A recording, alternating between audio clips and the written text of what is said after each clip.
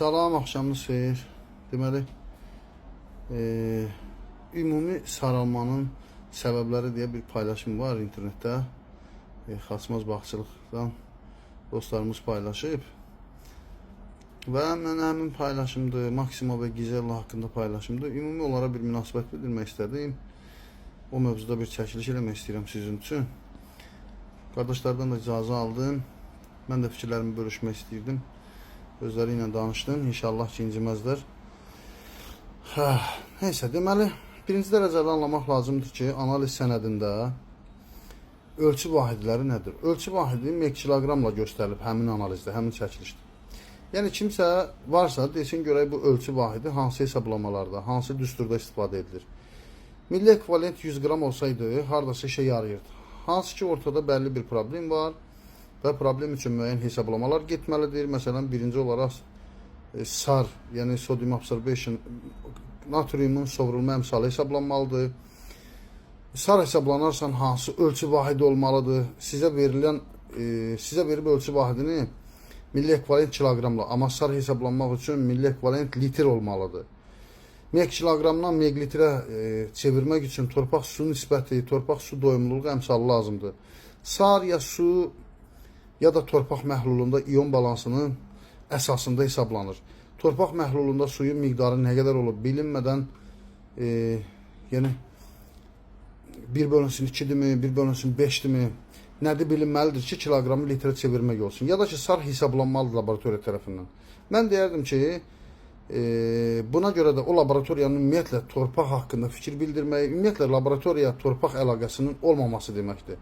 Digər tərəfdən də analiz tövsiyəsi yazmaqla onun ümumiyyətlə laboratoriyanın öhdəliyi deyil. Sifarişçi sahibkar və ya aqronom hansı ölçü vahidlərində istəyəcəksə, ona görə hazırlanmalıdır analiz. İndi qardaşımız inciməsin, amma artıq hər kəs bağa 2 list analiz kağızı əlinə götürmədən girmir. Bu moda olub. Laboratoriyalarda torpaq analizlərini Nazirlik tərəfindən format təsdiqlənməlidir və hər kəs ağlına gələni yazmamalıdır. İstehsalçının keyfiyyəti onun istehlakçısının keyfiyyətindən, yəni elmindən, təhsilindən asılı. Sağlam tələbi təhsilli istehlakçı formalaşdıra bilir. Bugün analiz sifariş verən ya subsidiya xatirinə və yaxud da moda xatirinə verdiyi üçün laboratoriyalarda da həmin o tələb olunan keyfiyyət formalaşa bilmir. Laboratoriyalar işləyə bilmir demirəm. Yəni, laboratoriyadan nə tələb olunursa, o da onu ortaya qoyur. Sadəcə laboratoriya nə yazsa, sifarişçi onunla qane olur. Sifarişçi analizlərdən necə istifadə etdiyinə görə analiz formaları, ölçü vahidləri formalaşmalıdır.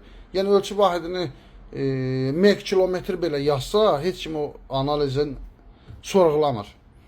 Yəni, o baxımdan demək istədiyim laboratoriyalar formalaşa bilmir, daha professionallaşa bilmir. Nəticədə hesablamalar da yəni demək istədiyim o düzgün bir şəkildə ölçü vahidləri, düzgün bir standartda torpaq analizi hazırlansa, hesablamalar da hesablamalarımızı da yəni standartlaşdırmaq olar, yəni tövsiyə vermək olar ki, vermir, hesablama bu şəkildə getməlidir. Bunu buna vur, bunu buna çıx və s. və ilə axır. Bu günləri müxtəlifliyin hesabına o tövsiyəni də vermək olmur. Çünki tövsiyəni versən, o müxtəlifliyin hesabına adam vurub çıxır, yanlış bir nəticə alır əldə. Nəysə, bu analizlərə aid bir ürək sözlərimidir. Yəni, daha punkt heç nə demək istəmirəm, çünki bu mövzulara çox da oxumuşam. Keçək ümumi bağın vəziyyətinə. Ağacın ancaq floem elementləri bir orqandan digər orqana daşına bilir. Bu da vizual daşınmasını müşahidə edəcəyimiz elementlərdən yeganə element maqneziumdur. Ona da bitkidə xlorofil daşınması deyilir. Çünki ksilem ancaq yuxarıya dartmaq üçündür, floem isə bütün istiqamətə. Yəni, burada da hansısa yarpağın tam saralması klorofil daşınması əlaməti sayıla bilməz. Yəni, orada mən görürəm ki, onu o şəkildə dəyərləndirirlər. O şəkildə ola bilməz. Ümumi aşağı yarpaqların ətinin qalınlaşaraq rənginin saralması klorofil daşınması deməkdir. Yəni, birinci dərəcəli yarpaq ətinin qalınlaşması lazımdır və maqneziumun daşınması lazımdır. Daha yarpağın saralıb solması ayrı bir əlamətdir. Yəni, bütün elə bir şeyi bir yerdən oxuyub hər şeyə aid eləmək düzgün deyil.